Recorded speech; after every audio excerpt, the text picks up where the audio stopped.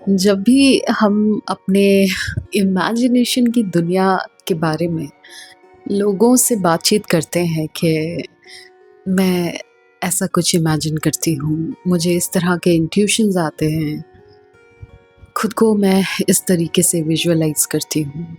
जैसे ही हम इस तरह की बातें करना शुरू करते हैं, तो हमारे आसपास 1 या 2 लोग इस तरह के ज़रूर होते हैं जो हमसे कहते हैं कि यार बी प्रैक्टिकल, रियलिटी को फेस करो। इमेजिनेशन की दुनिया जैसी कोई चीज़ नहीं होती। मुझे यकीन है कि आपने भी इस तरह की बातें सुनी होगी।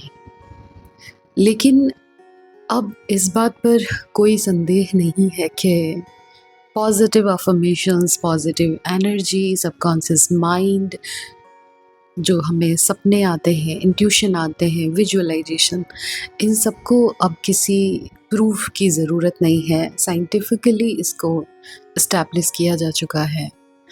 इसके बारे में काफ़ी रिसर्च किया जा चुका है। साइकोलॉजी में इस पर डीप स्टडी की जा चुकी है। और इसमें कितनी पावर होती है, इस बात पर मेरा यकीन आज और भी ज़्यादा मजबूत हो चुका है। मैं निकोला टेस्ला को पढ़ रही थी और उम्मीद करती हूँ कि आपको इनके बारे में ज़रूर पता हो। कम से कम मुझे बहुत गिल्ट हो रहा है कि मुझे इनके बारे में उतना नहीं पता था।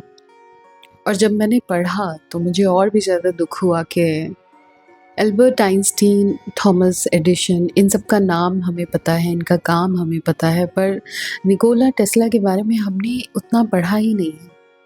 और रियल लाइफ में भी इनके साथ जो चीज़ें हुई, इनके जो रियल काम रहे, रियल इन्वेंशन रहे, उस हिसाब से इनको क्रेडिट नहीं दिया गया। और शायद यही वजह है कि आज हम सबको उनके बारे में उतना नहीं पता है। लेकिन इनके ग्राउंड ब्रेकिंग इन्वेंशंस रहे हैं।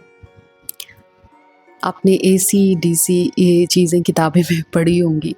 अल्टरनेटिंग करंट इलेक्ट्रिसिटी सिस्टम को डेवलप करने का जो मेजर कंट्रीब्यूशन है वो इन्हीं को जाता है। एसी मोटर्स, वायरलेस कम्युनिकेशन और इलेक्ट्रिक पावर ट्रांजिशन जैसे एरिया में इन्होंने बहुत इन्फ्लुएंशियल काम किया है। और मुझे लगता है जब तक ये दुनिया रहेगी, जब तक ह्यूमन लाइफ रहेगी, तब तक इनके काम को याद किया जाएगा। हमारी लाइफ को आसान बनाने में, इलेक्ट्रिसिटी ट्रांजिशन में, करंट फ्लो में इनका मेजर कंट्रीब्यूशन है। आप जाकर पढ़िए, इनको पढ़ना मुझे लगता है one of the best things में से एक हो सकता है। और जो मैंने स्टार्टिंग में इमेजिनेशन की बात की, वो इनकी लाइफ से बहुत क्लोजली रिलेटेड है।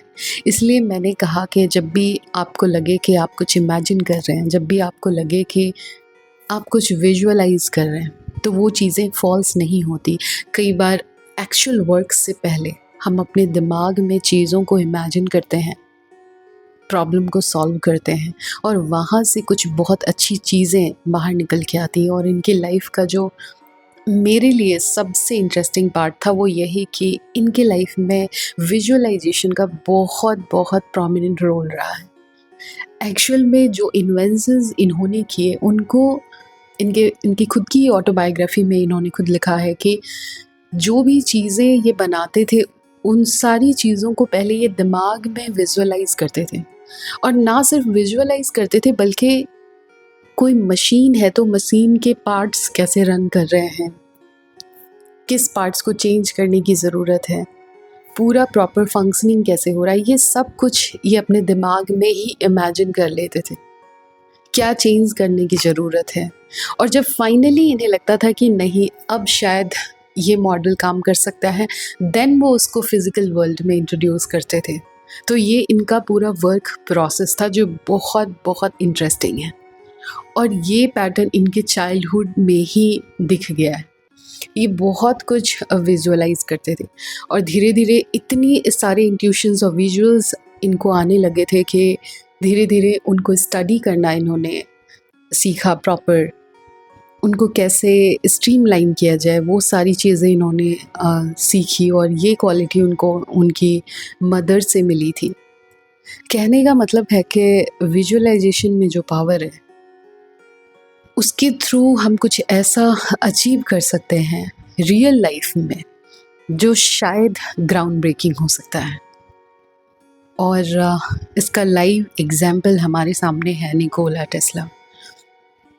उनके माइंड में एक मशीन पहले वर्क करता था इस रियल दुनिया में आने से पहले। मैं चाहूँगी कि आप इस पर्सनालिटी को एक बार ज़रूर पढ़िए। मेरे लिए ये बहुत इंटरेस्टिंग था और बहुत शॉकिंग भी था कि जिसने दुनिया को इतना बड़ा इन्वेंशन दिया, आज हम उसके बारे में इतना कम क्यों जानते हैं। निकोला टेस्ला को मुझे लगता है कि हर एक को पढ़ना चाहिए, क्योंकि उनका कंट्रीब्यूशन हमारे डेली लाइफ को बहुत आसान बनाता है।